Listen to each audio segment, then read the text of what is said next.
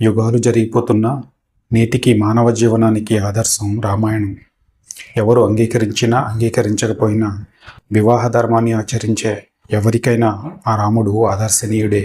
రాముడి కాలంలోనే రామచరితాన్ని రచించమని వాల్మీకిని ఆదేశిస్తూ బ్రహ్మదేవుడు ఈ భూమి మీద పర్వతాలు నదులు ఉన్నంతకాలం రామకథ లోకంలో వ్యాపించి ఉంటుందని చెప్పిన మాట ఎంత సత్యమో నేడు కలియుగంలో ఉన్న మనకు స్పష్టంగా అర్థమవుతోంది. జై శ్రీరామని ఎందుకు అనాలి అంటే ఆయన వ్యక్తిత్వం, నడవడి ఏనాటికైనా ఆదర్శంగా ఉన్నాయి కాబట్టి. రాముడి వ్యక్తిత్వం గురించి పూర్తిగా తెలుసుకునేందుకు కొద్దిపాటి సమయం అయితే సరిపోదు, కానీ కొన్ని విషయాలు చెప్పుకునే ప్రయత్నం చేద్దాం. 14 ఏళ్ల ప్రాయంలోనే రాముడు తమ్ముళ్లతో కలిసి వేదాధ్యయనం చేసి జ్ఞాన సంపన్నుడై తప్పు చేయాలంటేనే భయపడేవాడు. ఏ విషయాన్నైనా నిశితంగా పరిశీలించి కానీ చేసేవాడు కాదు. ఇక్కడ మనకు రామ సోదరుల నుంచి క్రమశిక్షణ, విషయ పరిశీలన యొక్క ప్రాధాన్యం అర్థమవుతుంది. విశ్వామిత్రుడి కోరిక మేరకు తండ్రి ఆదేశంతో 16 ఏళ్ల వయసులోనే రాక్షస సంహారం కోసం లక్ష్మణుడితో కలిసి అడవులకు వెళ్ళి రాక్షస సంహారం చేశాడు. ఈ ఘటన రాముడి ధైర్యాన్ని, ఆత్మవిశ్వాసాన్ని తెలియజేస్తోంది. విశ్వామిత్రుడితో కలిసి మిథిలా నగరం వెళ్ళిన రాముడు అక్కడ ఎవరికీ సాధ్యం కాని శివధనుస్సును విరవడంతో జనక మహారాజు సీతను వివాహం చేసుకోమంటాడు. అయితే రాముడు తన తల్లిదండ్రుల అనుమతి, ఆశీర్వాదం లేకుండా వివాహం చేసుకోలేనని చెప్పి వారంతా వచ్చిన తర్వాతనే వివాహం చేసుకుంటాడు. వివాహానికి తల్లిదండ్రుల అనుమతి, ఆశీర్వాదం ఎంత ముఖ్యమో రాముడు చెప్పకనే చెప్పాడు.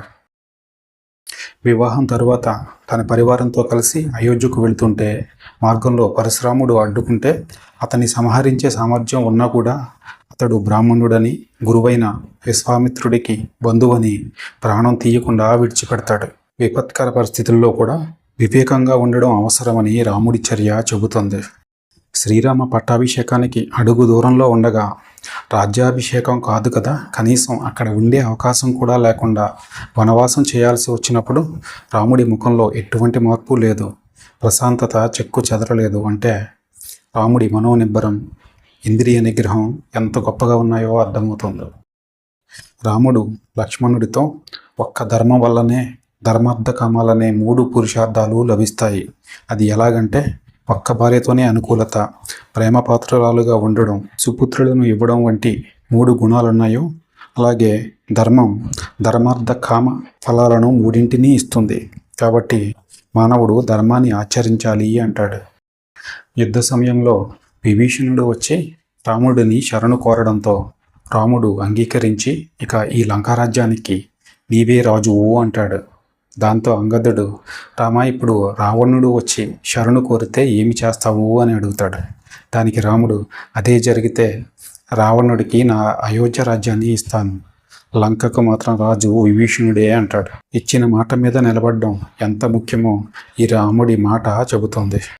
రావణ సంహారం తర్వాత దేవతలంతా వచ్చి నువ్వు సాక్షాత్తు శ్రీ మహావిష్ణువువే అన్నప్పుడు ఆ విషయం నాకు తెలియదు, నేను దశరథుడి పుత్రుడను, నా పేరు రాముడు అంటూ అమాయకత్వాన్ని ప్రదర్శిస్తాడు.